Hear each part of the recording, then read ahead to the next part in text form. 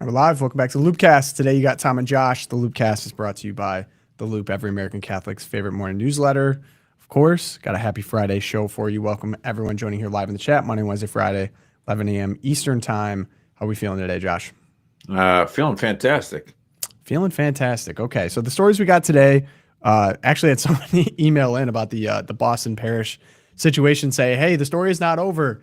I believe it is the pastor held a press conference saying, yeah, we're not taking it down. And we'd like to speak to the bishop. So we have the update on that one. The second one, in my home state here in Indiana, redistricting effort has failed in the Senate. And so I'm looking forward to get Josh's 2 cents on why it failed. It's the first one of all the redistricting fights to really flop here. So we got a little bit of behind the scenes of what this means for the state of play across the country. And then finally, there was a last minute attempt to solve the Affordable Care Act subsidy problem. Both the Republicans and Democrats put forward proposals that failed. So we're kind of back to square one, but got some insight from Tinfoil Tom on what's going on the ground there. Good news, Twilight Zone. Should just be kind of a chill Friday show. Thank you guys for joining.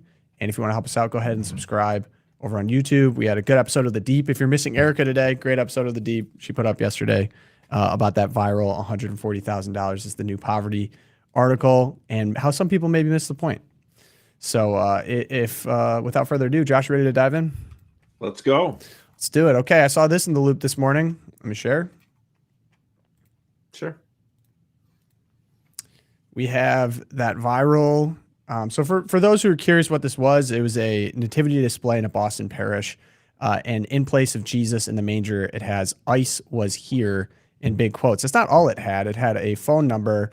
The Holy Family is safe in the sanctuary of our church. If you see ICE, please call Luce at 617-370-5023, promoting a local immigrant support hotline run by Lawyers for Civil Rights, Luce. This roiled many people online for theological inaccuracy and the desecration of what should be sacred object in the manger display. And so the baseline of the story was that this was done by this parish in Boston by Reverend Stephen Josema. I guess he's called Father Steve. He's a pastor of the parish.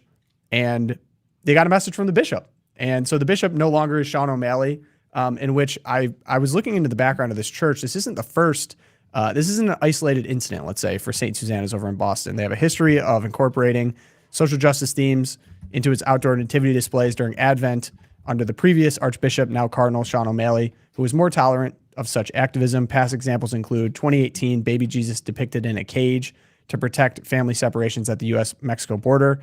And in another year, the infant shown floating in plastic-polluted water to highlight climate change impacts on vulnerable populations. But new sheriff in town, Archbishop Richard Henning, after this display went up and was going viral on social media, Henning took a firmer stance, and spokesperson said the display was divisive political messaging that misuses sacred objects, violating canonical norms. The Archdiocese emphasized that the parish neither sought nor received permission and demanded restoration of the manger for genuine opportunities for prayer and Catholic worship. Could you imagine? Well, that parish does believe in the gospel, just not of Jesus Christ. Yeah, true. So Henning does technically have the authority to remove Father Steve as pastor, suspend him, or even close or sell the parish property if defiance continues. He has a range of options. But I think what surprised everyone was, if you go to, of course, now Boston Globe's covering this, and the pastor did a press conference outside of the church. So I have a little bit of that here. Let's see if we can play this. Seen at a Catholic church in Dedham will remain. The Archdiocese sending the parish a letter calling it a divisive political display and to remove the sign and return baby Jesus, the Virgin Mary, and Joseph to the manger. We are waiting for an opportunity of dialogue and clarity with Bishop Henning before reaching any final decisions. Father Stephen just What? Maybe like return a letter back to the Archbishop rather than holding a press conference. Yeah. So it maybe strikes me as slightly disingenuous to call a press conference in front of your church and then publicly announce that you'd like to talk to the bishop. Come on. If you're a priest and your bishop corrects you, hold a press conference to convince the local media that, okay, sure.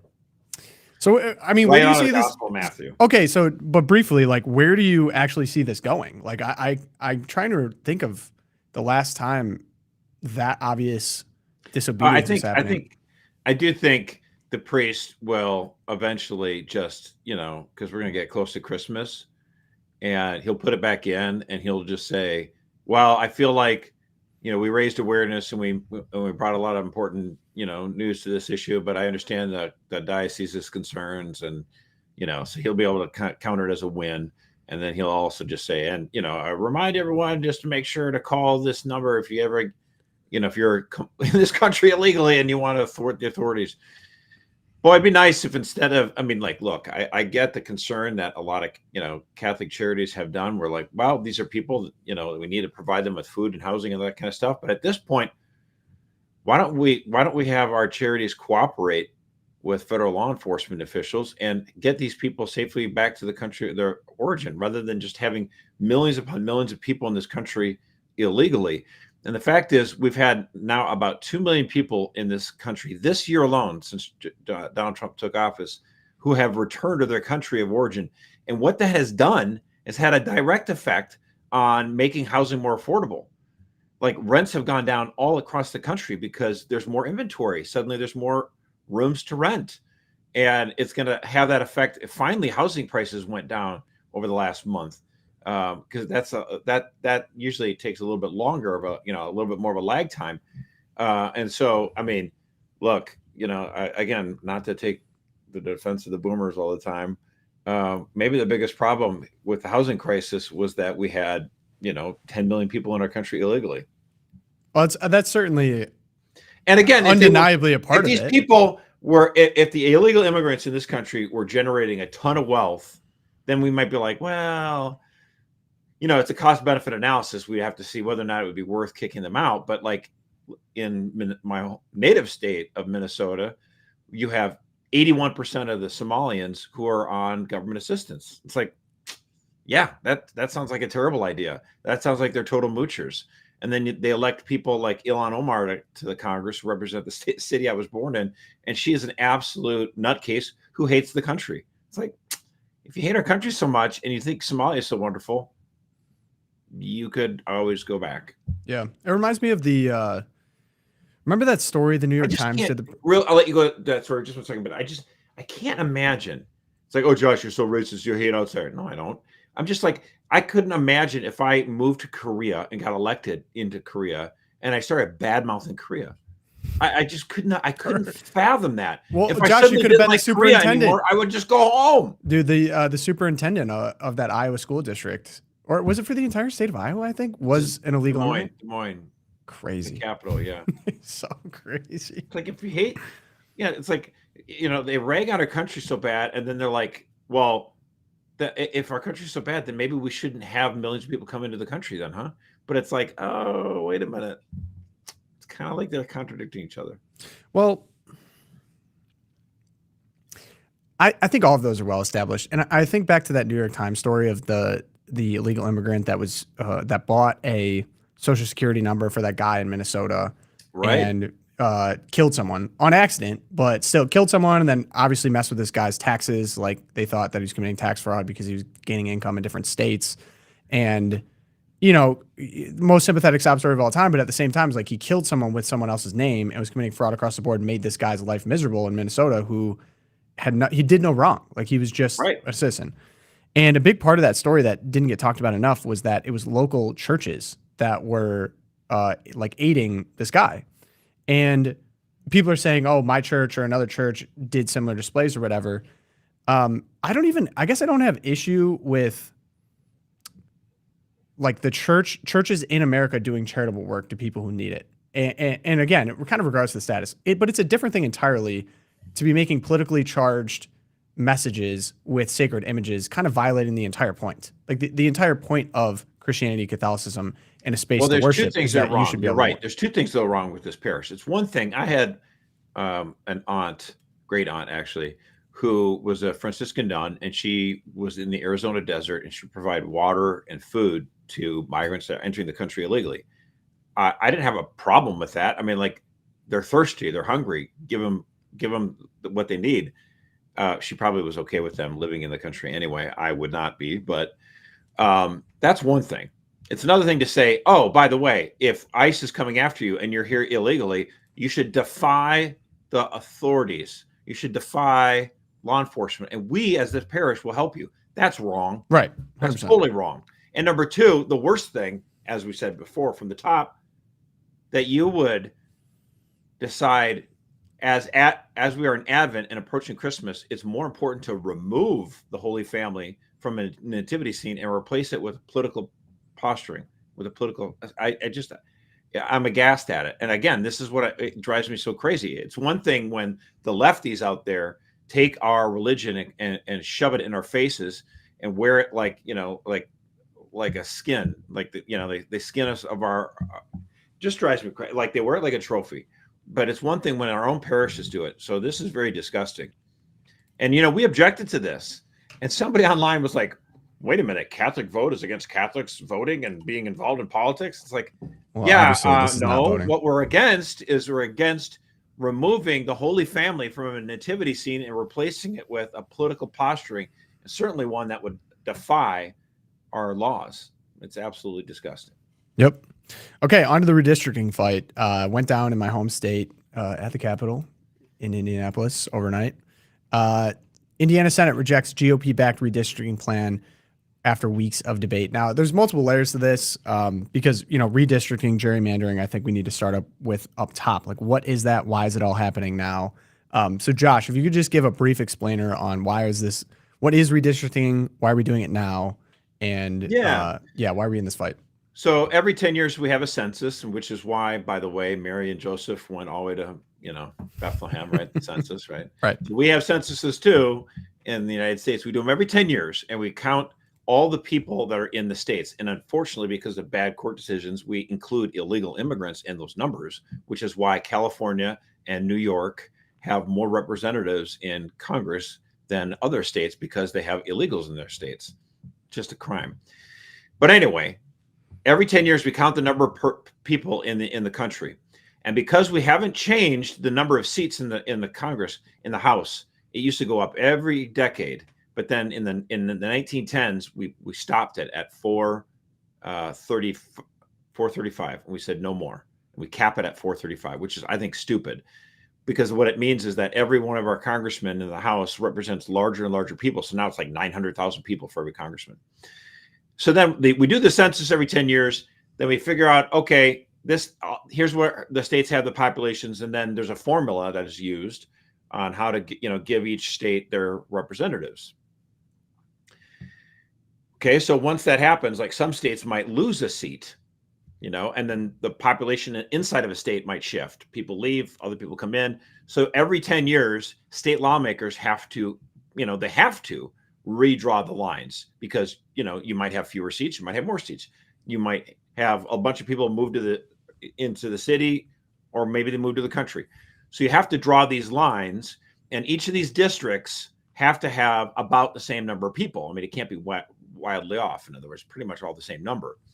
And, what happens then is these, here's a little surprise for you. The drawing of these lines is not done with the purest of interests ever. What happens is politicians realize, wait a minute now, how we draw these lines will likely determine who wins. The fact of the matter is, if you ask me to draw the 9 districts in Indiana, I could easily give it to you so that the Republicans would easily win all 9 seats. If you let the Democrats draw it, it would look really weird because there's a ton of Democrats that live in Indianapolis, the capital of Indiana. But you're like, this looks weird. It looks like the rays of a sun. And what they would do, they could get it to maybe 5 Democratic seats and 4 Republicans. It's really tough. But the whole point is redistricting is where you're redrawing these congressional districts, and shocker among shockers, political parties will tend to draw these lines in ways that are advantageous to their own party. Okay. Now, some states have, there might be a Democratic governor or a Republican legislature, so they have to come up with some sort of a compromise. Now, you're asking yourself, well, wait a minute, the census was like 4 or 5 years ago. Why are they redrawing the lines now? Well, New York decided to maximize things about 2 years ago, and they decided to redraw the lines, even after they had done the census thing, because they thought, well, we could redraw the lines and we could try to make it advantageous for Democrats because they had a very large majority in the New York legislature. And so whoever has the majority gets to draw the lines.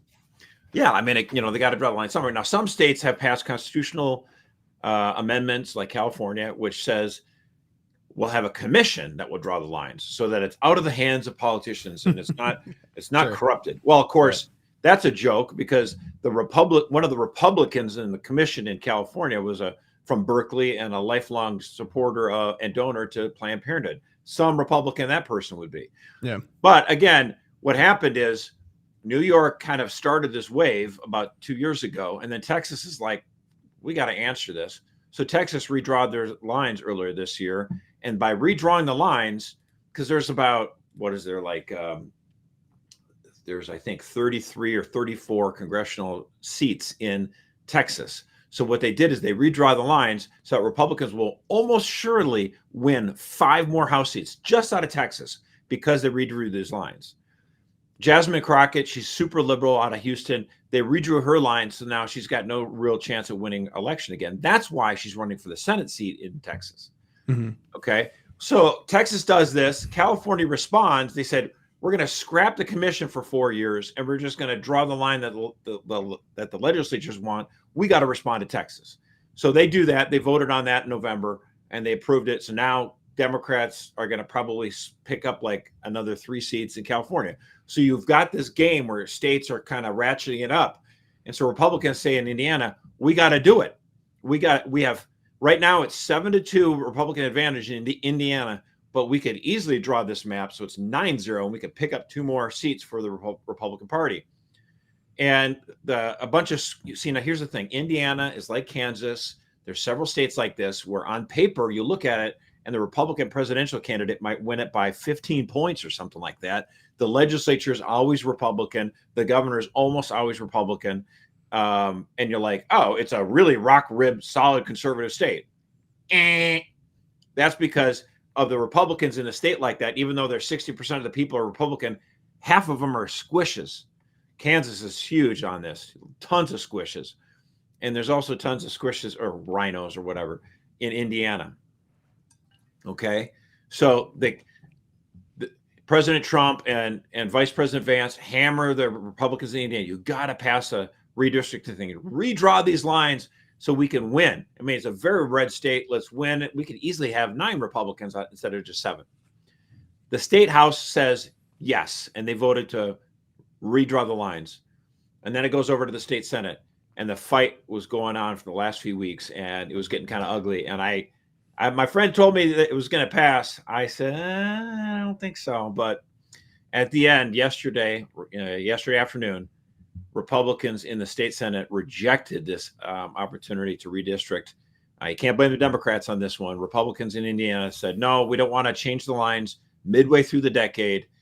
And, look, the point that a lot of people have made is that Democrats in Illinois and in New York and California and Virginia is going to start on this any minute now. And they just keep picking off these seats. 45% of the people in Illinois are Republican, and they only have 2 of the 17 seats. I mean, it's ridiculous. So here's a way to kind of level the playing field. I think that doesn't mean it's done. I mean, it's done in Indiana, but I suspect Republicans are going to double down and try to get something done. In Kansas, they just, Ohio happened a couple of months ago. They got a couple of seats out of that. So it's not over. But right. Okay, before we get to the really zoom out, because Indiana seems to be the first to really, was the first to resist. And I know that a lot of the people that defected and said we don't want to redraw were citing, small c conservative values. This isn't what our constituents wants. We don't like the pressure from Washington. We want to operate kind of independently, and gerrymandering is pretty unseemly. Like, I think people maybe kind of see this as a race to the bottom, like it's going to happen everywhere now. It's kind of political hardball, but it doesn't feel right kind of cutting it up. Like, what would you say back to that? Because I know that Trump and JD are trying to play a national game here, obviously, with their presidential agenda on the national level. But do you really fault, say, the Indiana people, their rationale for why they didn't do it? I do fault them, actually. Honestly, here's the thing. I mean, it would be like, so like in the NBA, right? I used to love watching the NBA in the 1980s, and even into the 90s, Jordan was awesome. All those guys. I haven't watched it in some time. I prefer college basketball now, but in the NBA, it used to be there was a thing called traveling, and you were not allowed to travel. Or Josh knows ball. I mean, you literally have to run down like 7 or 8 steps before for the ref will call you. The Euro step. The Euro step came over. We got some international. So obviously, at some point, it started where some of these guys started doing this. Where they just started traveling. It was obviously a travel, and they weren't getting called on it. And so then I would have to ask yourself to the other team, like, so should we hold ourselves to the strict standard, even though and just allow the other team is going to be allowed to do this? The rule still exists on paper, but it's not being enforced. And so should we short circuit ourselves when the other team is absolutely going for the throats? To me, I would think that would be really stupid. Like, the game has evolved. If we want to all come together in the NBA and say, we've got to change this, we have to have the refs enforce traveling again, then I'm all for it. But until then, why would your team say, no, we're going to be strict and we're going to signal how virtuous we are by saying we're not going to travel? Like, yeah, to me, that just seems ridiculous. And also, just to ask you this question, what happens is you handcuff your team, and you make yourself that much harder to win. And you got to win, like, you got to be at 60% to win instead of 51%. That drives me crazy. And it's not like the other side is like, oh shucks, they're just, it's not like, this is not the 70s or 80s where it's like, we have some Democrats and we're still patriotic or whatever. These people, I mean, look what they're doing. Well, Josh, wait, before that, just on the principal point, because I like the analogy with traveling, but the people that decided that the census should include illegal immigrants, you know what I mean? Like, how far back on principle do you want to go? That was clearly a political move to pick up momentum and to gain wins. So why aren't we going back to that and angry about that? Like, you're playing I am angry already. About that. Well, yeah, exactly. But for the people that are like, I'm so principled, I don't want to play hardball. They've already lost on principle like 3-4 times before. So but there's there's little remedy. So let's say Indiana said, we don't like how illegal immigration has distorted it.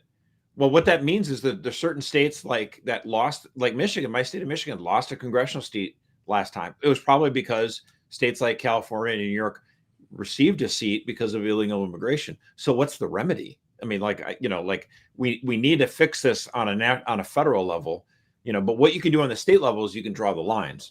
Yeah. And the whole point is, Indiana's like, well, we're going to do part, the 7-2 map is certainly beneficial to Republicans in Indiana, the existing one. The question is, should they maximize it to 9-0, which is what I think they should do, because again, that's what they're doing in Illinois. That's what they're doing in New York. If we want to come together, if only there was a place where all the different states could send lawmakers and they could hash out some sort of agreement on how to equitably make sure that no state has an unfair advantage on gerrymandering. If we had like some sort of a Congress full of representatives from all the different states, and we could say, let's not do it like this way anymore. But until then, I think Republicans in Indiana were foolish. But apparently there's a backroom deal. That was what Steve Bannon was saying. Yeah, so I was reading the tea leaves on a lot of this. I guess Mitch Daniels was the former Indiana governor, Purdue president, was fielding calls and telling people behind the scenes like, hey, well, and not Mitch Daniels was fielding those calls, but another member was saying, hey, we'll fund your campaigns for re-election if you vote no. So saying one thing, I think it was Rod Bray was saying, well, there's on both sides. And whatever. Yeah, conservatives are promising to defeat the Republicans. Well, Trump Jr. just said, I'm going to come down and primary everyone in Indiana that doesn't vote for this. No, of course. Then, yeah. So there's that, but then there was apparently a rumor of a secret deal that somebody brokered with the governor Westmore of Maryland, saying that they weren't going to try to maximize their map by picking up an extra Democratic seat in Maryland. If you guys if you Republicans in Indiana, give up on Trump's plans to change the map in Indiana, we won't change the map in Maryland. I don't know if that's true or not. It's just a rumor. So interesting. Yeah, there's a lot of rumors rolling around. I can't believe this speech didn't work. I'm not sure if you saw this from Senate Majority Leader Chris Garden in Indiana. Here, I'll play it for you. Something to think about. Yeah. Some will say these maps are political. Let me be clear. You're damn right they are. Political policy is political. Safe streets are political. Look at Indianapolis. Affordable electricity is political. A drug-free Indiana is political. Peace in the Middle East is political. I dealt with it firsthand. If drawing a map that secures 2 more seats for the Republican Party means that we continue to see overdose deaths drop by 20%, then I'll draw that map every single day of the week and twice on Sunday. Amen, brother. If drawing a map means that we'll continue to see a 93% drop in illegal immigration, then I'll sign it with a smile on my face. We're not here to be neutral arbiters of decline. We're here to be active agents of American greatness. That was a bar. Not here to be neutral arbiters of decline. Woo! I can't believe that didn't work. How'd that one not work? So I'm trying to even like wrap. Okay. the fight goes on. We'll see. The fight goes on. You know, okay. Can I ask you a my philosophical biggest question? problem is that for, you know, the Democrats would ratchet it up, and they did gerrymandering to the extreme in these states like, you know, Illinois and now California. And, you know, Republicans are like, oh, I don't know if we should do this. Like, brother. All right, let me zoom out real quick. 6 states have new maps in place: California, Missouri, North Carolina, Texas, Ohio, and Utah. In the maximalist scenario, each party picks up every seat that has tilted in their favor. Republicans are currently +3 from the 2024 baseline. California and Texas wash each other out. Utah's court-ordered redraw that nets Democrats 1 seat cancels out the GOP pickup in North Carolina, leaving the GOP with 2 seats out of Ohio and Missouri. Anyway, so this is going to become a state-by-state thing. First and, shoe, though. Right, and this is right, exactly. There's way more coming on this. But can I just ask a broader point, maybe a philosophical question? I feel like we all laugh about it here. We're almost just like depressed laughing about it. Congress hasn't really done anything. I would really be. That's an important reminder. Can someone tell me, like, what's the point of all of this if Congress isn't actually doing anything for me, Tom, 27, 2 kids, lives in Indiana, you know, can't afford housing, gonna get crushed by the ACA, you know, job market tough, AI. Like, I feel like Congress just has not done anything. So why do I even care if, oh, there's like 3 more in my team that gets in if they're not doing anything anyway? It feels like it's all coming from the executive. The problem is the Democratic Party has gone completely psycho. And then you've got a good 15, 20% of the Republicans minimum who are just like rhinos. And right now you need 60% of the Senate to get through any real legislation. I mean, the Lake and Riley Act was actually meaningful, good legislation that got passed because Democrats were like, we're worried about losing too many of these elections. And so you can do it, but it's just really hard. And so we got to do it. But like the Democrats got that super majority under Obama. And what did they do with their super majority? Did they fix immigration? No. Did they try to make housing affordable? No. They went for the jugular. They went for government control of healthcare. And the fact of the matter is, there's only so much we could do to disentangle Obamacare, you know, and it drives you crazy. They're ranting and they're raving right now. We got to extend these ACA tax credits to help with the Affordable Care Act.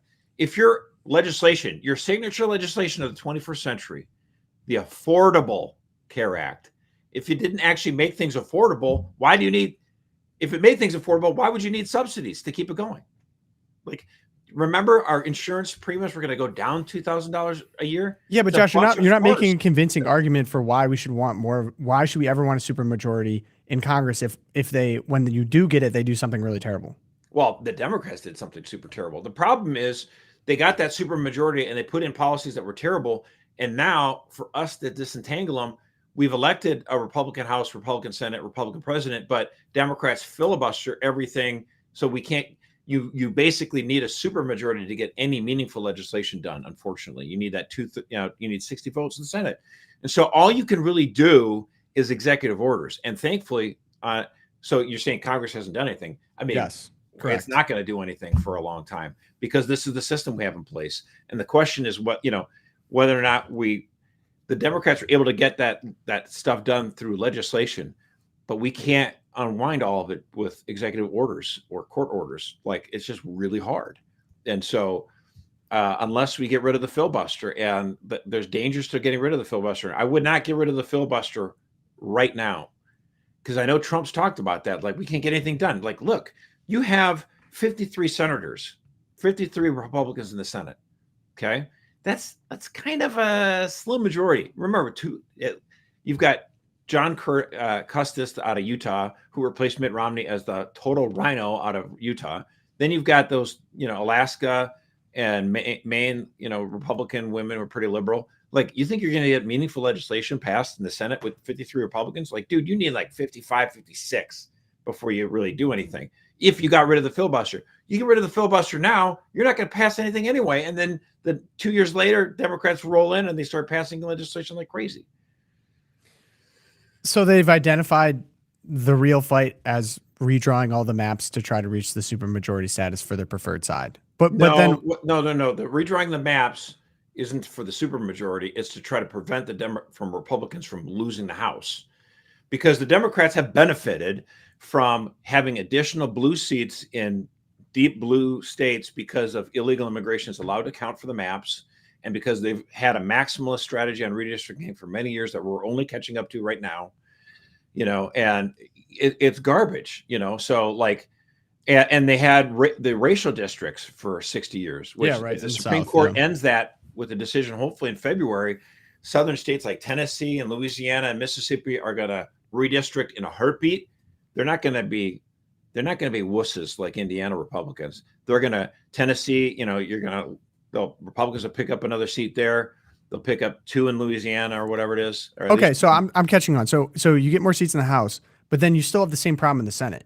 The Senate is still a problem. I mean, it's obviously not redistricting at that point, but the problem with the Senate is, again, this is what, like, I saw someone yesterday online after the Republicans in Indiana went totally squish and failed to pass this bill. And they're like, I'm done. I've had it. Politics is over. I'm like, really? Really? You're over? You're done? Because a couple of rhinos in the Illinois State Senate have shown their weak spines. You're done with politics. You're giving up on everything. I would just love for that person to go back in time and go tell General Washington at Valley Forge, I'm done. I'm done. I've had it. Go tell Ben Franklin after they hammered out a constitution. Like, what have you done?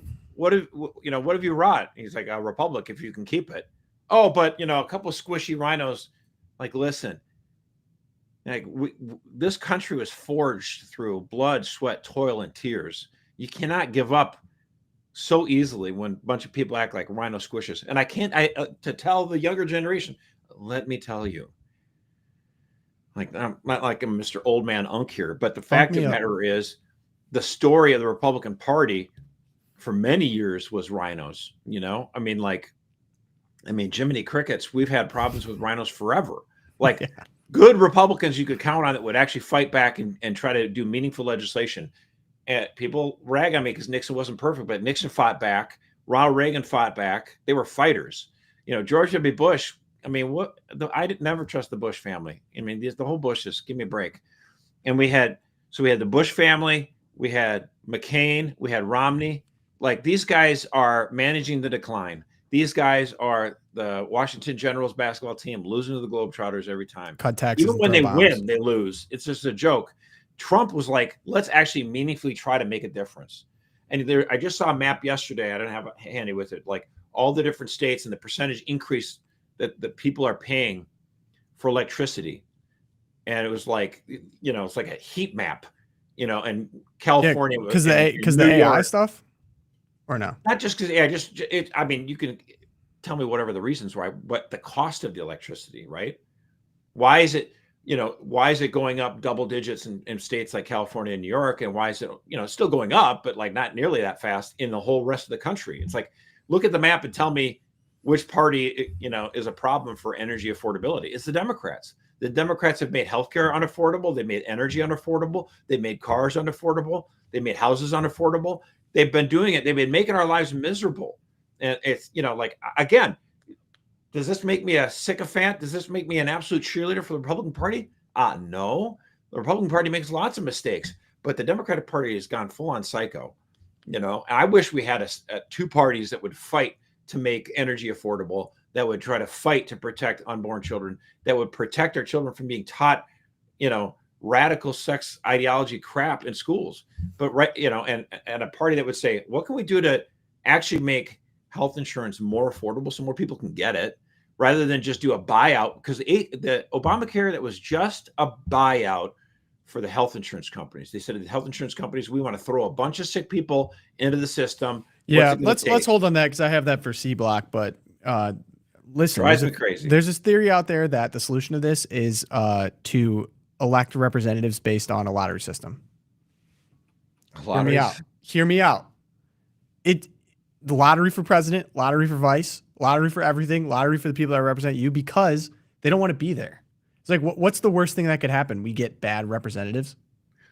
Well, what did William F. Buckley say? I would rather be governed by the first 400 people in the Boston telephone directory than the current Congress. I know. So, I mean, I get That's it. what I'm like. It sounds like a crazy idea. Someone did do experiments on this.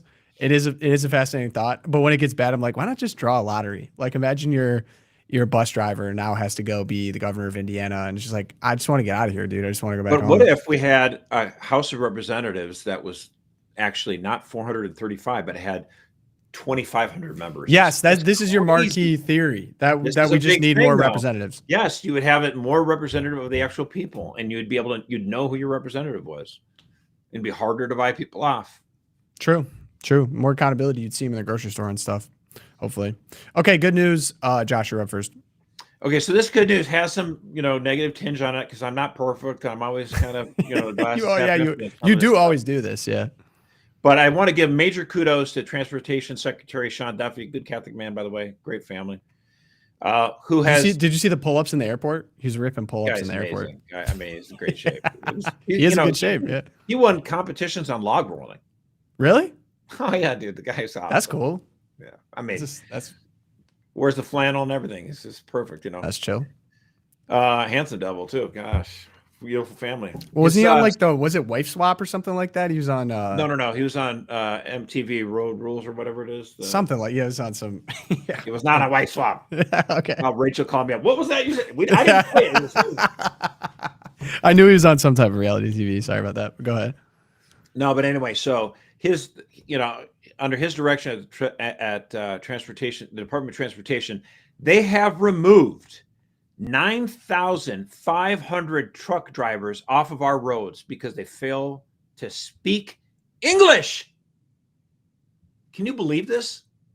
9,500 truck drivers driving semi-trucks across the country didn't even know English. They weren't proficient in English. How did they know? I don't know. Did he just go around and call them up to be like, hey? They've administered proficiency tests to the people who are with driver's license, commercial driver's license. And if they fail to pass the test, they get pulled. Just think about that. The Biden administration with Pete Buttigieg as transportation secretary was perfectly okay. That means at least 10,000. If they pulled 9,500, that means there's more. 10,000 people driving semi-trucks. Now listen, I love the semi-trucks. They transport a lot of cargo. They make things affordable, but they are big things. And by the way, people who cut them off, you're an idiot. Never cut off a truck. I always give, my uncle's a truck driver. I always give them plenty of room. They do an important job. I'm supporting the truck driver. Yeah, but they shouldn't be in the left lane. I hate when two of them get in the same. They're trying to pass. Yes. Go ahead. But thank you, Transportation Secretary Sean Duffy, for your work on this. The Department of Transportation and ICE is trying to do what they can to get illegals from the idea that we have people in our country here illegally who are driving semi-trucks. Any business that hired any one of these people should be burned to the ground. Now, not truly, fined into oblivion. SEC should shut them down or whatever. But this happened. So all this work that ICE is doing and the Department of Transportation is doing is good. Unfortunately, Mexican illegal immigrant Juan Hernandez Santos, 40 years old, he lost control of a semi-truck and he jackknifed into traffic, causing a 6-car pileup in Washington state, including a school bus. Thankfully, there were no children in the school bus. This happened just last week. Sent 4 people to the hospital. Now, ICE had actually lodged a detainer against Santos, but local authorities in the democratically controlled Washington state let him go. I am absolutely terrified that the Democratic Party loves votes so much. Let's have illegals in this country, have them make children, babies, get part of the system, collect welfare, and they'll vote Democrat for the rest of their life. They care more about getting votes than your safety. And this is not an isolated incident. I could go on chapter and verse how many covered accidents them, caused over the last few months because of illegal aliens driving semi-trucks. Now, my brother, this was 25 years ago, was driving and he got into a car accident. Someone rear-ended his car. That guy turned out to be illegal. He took off. There's no getting insurance from that. And I'm like, that was just a car. It was just the guy was driving like a sedan. And it hurt my brother's back for a long time. Yeah. But it's like, if that would have been a semi-truck, I might not have my brother. And there are people who are burying family members because we have the Biden administration allowed illegal immigrants to come into this country and allowed them to drive semi-trucks. Thank you, Sean Duffy and the Trump administration for doing something about it. And if there's any of those people out there who are saying Trump isn't doing enough and all this other stuff and he's disappointing me, listen, like sometimes the problem in politics is you do something very successful and then you rest on your laurels. Everything's fine. Like the A++ economy was. I am appreciative. We can make it better. Sure. But job well done. That is good news for the Department of Transportation. Thank you, Secretary Duffy. Shout out to Sean Duffy, legend. Okay, mine's actually just pure good news. Listen, anything is possible. Grandfather Phillip Rivers is back in the NFL. He signed with the Colts. Speaking of, shout out to Indiana. First off, shout out Phillip Rivers. Shout out his family. I went to Catholic man. Good Catholic man. I went to college with his sister Anna because he came from a big family and he's got a huge family. He's got a bunch of kids and legendary trash talker. His trash talk was always clean, but I love the compilations of him trash talking back in the day when he was playing for the Chargers. But yeah, here's a classic, him embracing the group of nuns he invited to the game. Nice. I even saw that the Colts tweeted Latin. What? Yeah. Yeah. Come on, man. They tweeted is it Nuke Chappie? I forgot I don't know how to pronounce that one. COEPI. All the Latin heads are gonna get on me for that one. Nunc Chepe. What is should we do a quick translation? Do you know what it means? Yeah. Let's see. We're gonna get a quick grok translation, or maybe the chat can give me a translation on that one. Now I begin. Now I begin, dude. That goes hard. So anyway, I'm rooting for Phillip Rivers. Nothing is impossible. But my favorite thing I saw about this it is a motto. The chat tells me, but Venerable Bruno Lantieri, Jose Maria Escriva, and Phillip Rivers himself uses. There you go. Yeah, he was. So he's with the Colts, and then he was coaching his son in high school back in Alabama, and then he got the call because sad Daniel Jones tore his ACL, I think, ruptured his ACL. So they needed a quarterback to come up, and he got the call. Nothing's impossible. My favorite thing I saw in this is that somewhere Tom Brady is looking at a football helmet like the Green Goblin mask, like calling him to come back to the Vikings, to the league. Vikings. So anyway, I'm a Phillip Rivers. I like Phillip Rivers. I hope the best. I'm actually curious if he's going to play. I'm sure he is. Because they have Riley, the kid from Notre Dame, is the backup right now. Riley, I forget his last name. And he was asked in the locker room, like, do you think he'll play on Sunday? He's like, I honestly don't know. It's up to the coach. I got a 44-year-old grandpa coming in to help him out. The meetings have been spectacular. So rooting for Phillip. Good guy. That good guy's family. almost my age. That's how old he is. Could you imagine suiting up for the Vikings? So basically, good news. Anything is possible. If he can come back and play in the NFL, get the Colts some wins here. He's got to play some good defenses too. So pray for him. Pray for that his body holds up because he might be taking some hits. Okay. Speaking of healthcare, the ACA plans fail. So I was talking to Tim Foyle-Tan on this one. The backstory is that We had the expiration of the Enhanced Affordable Care Act subsidies, originally enacted as a COVID-19 relief measure in 2021 under President Biden. These premium tax credits, which cap insurance costs for individuals and families earning up to 400% of the federal poverty level, about $60,000 for an individual, or $124,800 for a family of 4 in 2025. So they didn't get extended as of right now, and premiums are projected to surge dramatically. The average subsidized enrollee's annual out-of-pocket costs could rise 114% from $888 in 2025 to $1,904 in 2026. That's per the Kaiser Family Foundation. Everyone's feeling this. If you looked on the marketplace yourself, you're looking at either moving down to a bronze plan if you're on silver, or just looking to not get covered at all, go on some type of a health share. It's brutal. Now, of course, we kind of talked about, Josh, you talked about how the ACA was essentially designed to fail and maybe a precursor to some type of socialized healthcare for all medicine because it is so bad. It was kind of a Trojan horse to that. There's 2 proposals put forward. They were each other in dueling votes. December 11th. Designed to fail. Designed to fail. Both required 60 votes for closure. Both fell short as expected. The Democrats proposed just a 3-year extension of the ACA subsidies. And then Republicans put forward something that would put money directly towards a healthcare savings account, saying that big insurance companies are just profiting off of the current system and we'd have to change it slightly. Both failed pretty unceremoniously. It wasn't even close. We have this huge problem in front of us. I don't know if there's really going to be a solution here, back to Congress not being able to do much. Josh, where do you see this going? Political football obviously impacts Americans all over the country. Not a good look. I mean, I think, Republicans look at it like the short-term pain that people will pay on sticker price will make them more cost conscious. They'll get less, luxurious plans, and they'll pay more for it. And Americans will then clamor for changes to healthcare because the current dynamics are any changes we want to try to make, Democrats completely, shut down and won't allow it to happen. So we need these price pressures, to kind of return the market forces, and people go, this is too expensive. And the Republicans are like, we tried to pass some bills that would make some help here. Yeah, but Democrats are going to say the same thing. They said, we tried to pass the extension on the subsidies.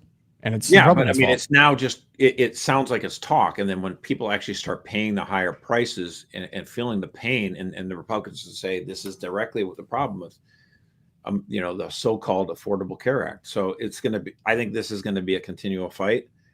We'll see how it shakes out, but I mean, the problem is we don't have health care anymore. Like we thought we had health care up until Obamacare started, and since then we just said, we're going to dump tons of sick people into a pool, and it just gets more and more expensive, and people are like, this is not affordable. And again, you force everyone to get these plans, more insurance than they even need. Like, can my insurance please not cover sterilizations and abortifations and contraception and all this other stuff that I have no interest in? Hello, nope, you got to cover it all because Obamacare. I mean, it's absolutely asinine. So. Again, it was because they transformed. We have house insurance, car insurance, and there's health insurance. But health insurance is no longer like the other two. Now it's a means for redistributing income, and basically you're kind of made this bizarre hybrid where it's semi-socialist insurance, and it's like, I just want health insurance for my family based on my situation and calculate what it's like. It's like, but Obamacare is like, how about we jack up the rates and make sure we provide a ton of healthcare for a lot of other people who can't afford it. And then so what it's done is it's totally sacked and hurt the middle class. And again, no question on that. The problem with this is we do need to look systemically at welfare, healthcare, and everything, because the fact of the matter is, the difference between like the people who get free healthcare, they get free food stamps and all this other kind of stuff. Why would they ever leave? Why would they leave and get a job to have 30% of their income soaked up? You know what I mean? Like on the margin.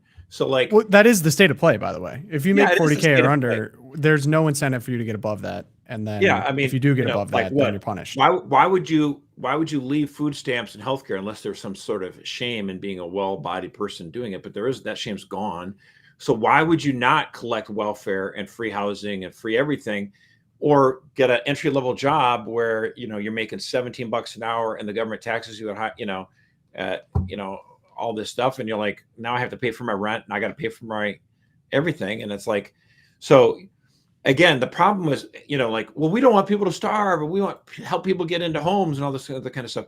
No matter anything that you do to help people who are truly in need, you got to make sure you construct it in such a way so that as they decide to enter the workforce and earn income, they're not shedding so much stuff. And they're like, well, wait a minute now, why would I go out and work, you know, a bunch of hours, and the marginal increase in my net wealth is like $2 an hour?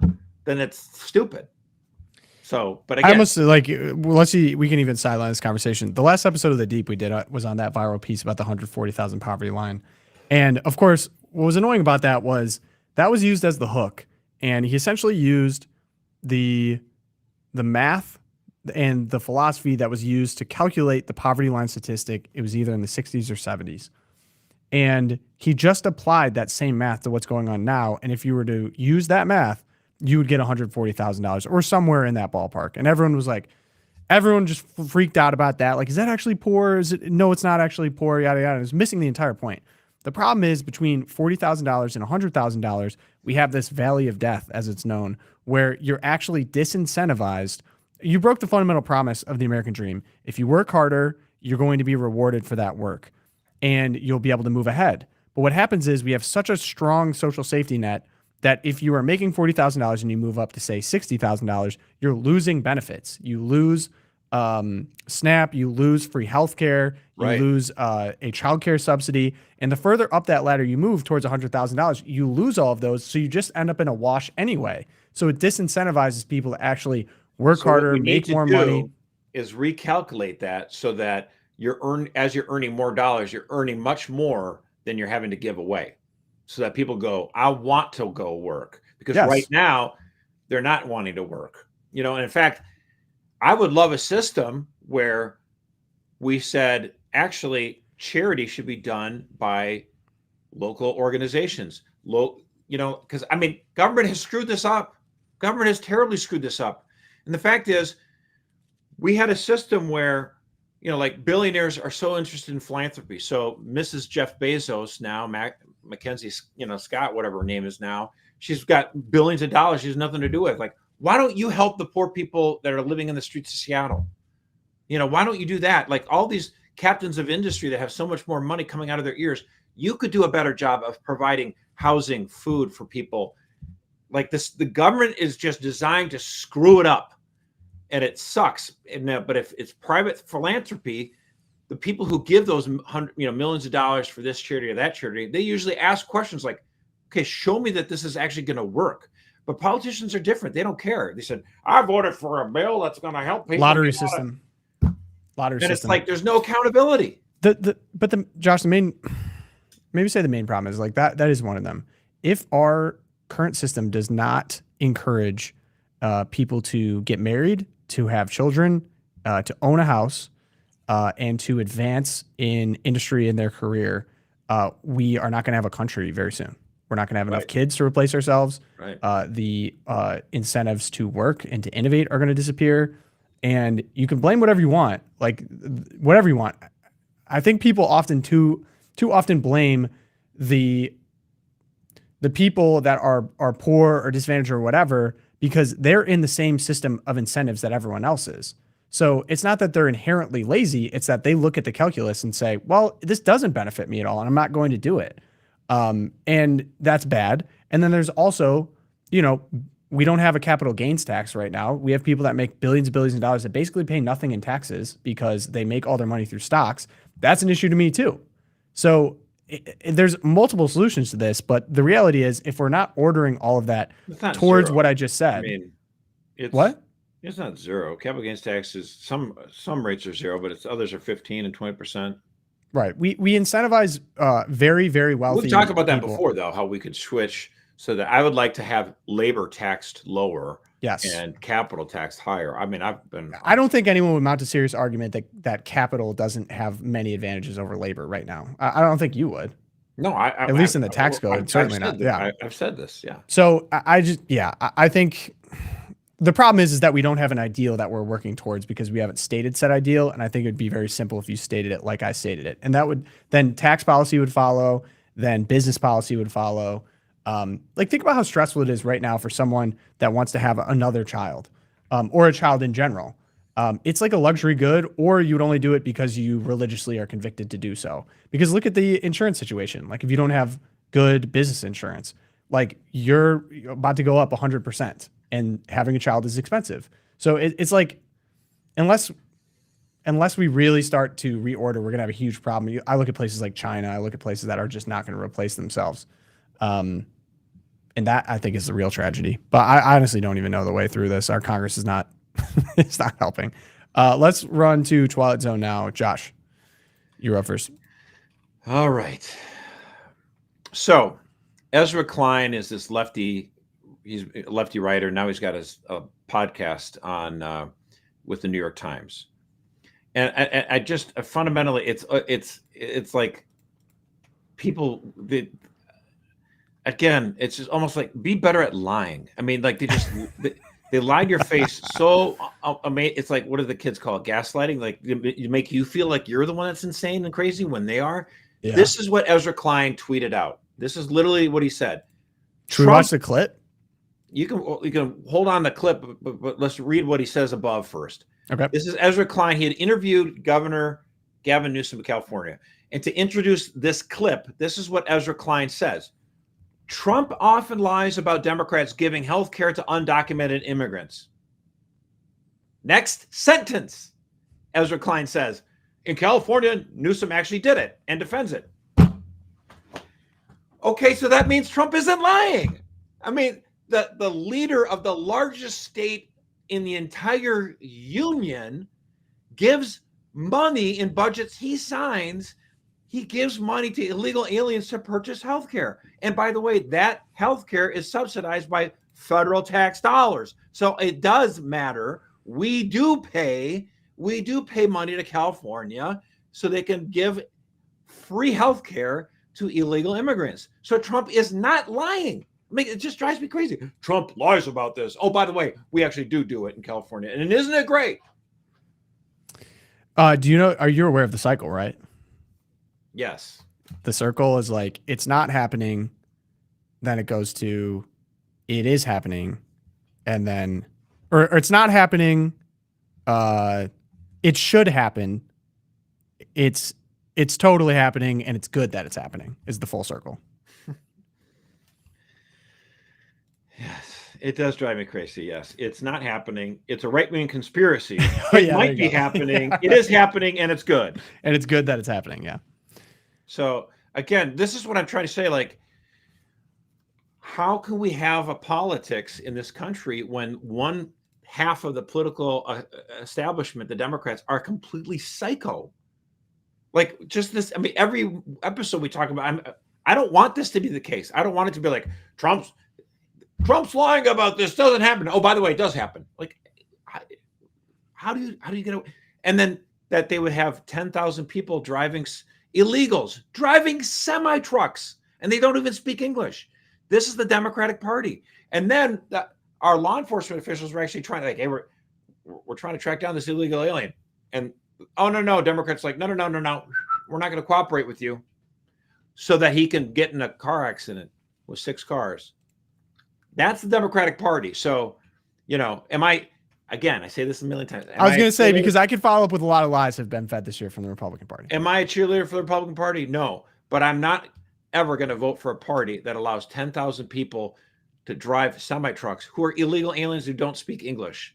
And I'm certainly again, do Republicans, fib, stretch the truth? Yes, of course. But this one was so on the nose. Yeah, that was pretty bad. Okay, mine is, every alumni, I'm sure, hopes to get highlighted by their, college, their alma mater of some kind. So the Daily Pennsylvanian, did you read this, Josh? This is absolutely insane. Pure Twilight Zone material. Pure. This is one of my favorites I've seen in a long time. So it's year in review, 4 Penn alumni who stepped into the national spotlight in 2025. And for the listeners at home, just take a second to think, what famous people, is it going to be someone that invented something? Maybe they got the cure to something. They're doing charitable work. Yeah, scientific. Yeah, right. Like someone from Penn, they're pretty smart over there. Maybe a World Series champion or maybe something. Yeah. Okay. So here are the 4.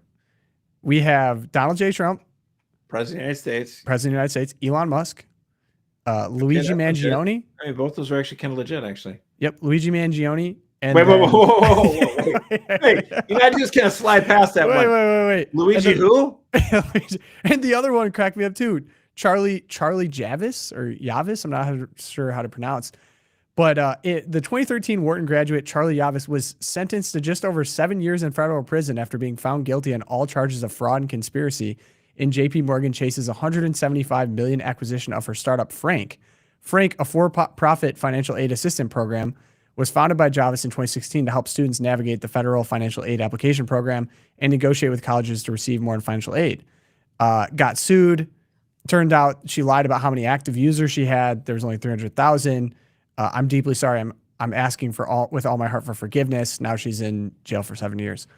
What a rap sheet from Pennsylvania. So the University of Pennsylvania is bragging about her and Luigi. Man, the guy who murdered a healthcare executive. To be fair, all that it says is year in review for Penn alumni who stepped into the national spotlight. So they did. To be fair, Luigi did. He killed someone, but he's in the spotlight. Trump, spotlight. So whatever they got cooking at Penn, they got characters over there. Say what you want. Again, this is sort of like the tabloid view. All publicity is good publicity, no matter what. Yeah, it's like what happened is the Democrats are mad that they say, "How could you put Trump on there?" Whereas, I think everyone's probably normal mad about people this. are like, "Why would you put a murderer on there and a crook?" Well, Josh, are you familiar with the Forbes 30 under 30 pipeline to prison theory? Oh boy. So pretty much anyone that makes it on Forbes 30 under 30, like a staggering percentage of them end up in prison. Like I think Sam Bankman-Fried, Forbes 30 under 30, he's in prison. The Elizabeth Holmes lady, the Theranos scandal, she's in prison. Basically, if you end up on Forbes 30 under 30, there's a pretty good chance that you're going to end up in prison at some point. So the SEC is already looking into you. Yeah, exactly right. There's some type of provided. I was dying about this highlight. I was like, kind of fair. Not usually what gets highlighted in the alumni spotlight. I'm unfamiliar with the Daily Pennsylvanian. It says it was founded in 1885, so there's some history there. Anyway, good show, guys. Got a good week of shows behind us. If you want to support us, catholicvote.org/champions, where you can do that. Thank you to all of our champions who support us. And then check out zeal.co. Zeal.co, check it out. Let us know what you think. It's going to be the new home for all things Loop 2.0. And check out Erica's episode of The Deep. Again, $140,000 in new poverty. Good episode there. Okay, so we're going to end in prayer today and send you guys off to a great weekend. In the name of the Father, Son, Holy Spirit. Amen. Dearest Lady of Guadalupe, fruitful Mother of Holiness, teach me your ways of gentleness and strength. Hear my prayer offered with deep felt confidence to beg this favor, O Mary, conceived without sin. I come to your throne of grace to share the fervent devotion of your faithful Mexican children who call you under the glorious Aztec title of Guadalupe, the Virgin who crushed the serpent, Queen of Martyrs, whose immaculate heart was pierced by 7 wounds of grief. Help me to walk valiantly amid the sharp thorns thrown across my pathway. Queen of Apostles, aid me to win souls for the Sacred Heart of my Savior. I plead this through the merits of your merciful Son, our Lord Jesus Christ. Amen. St. Thomas More, St. Fidelis, Our Lady of Guadalupe, pray for us. Good episode, guys. Stay warm, and we'll catch you ready to rock on Monday.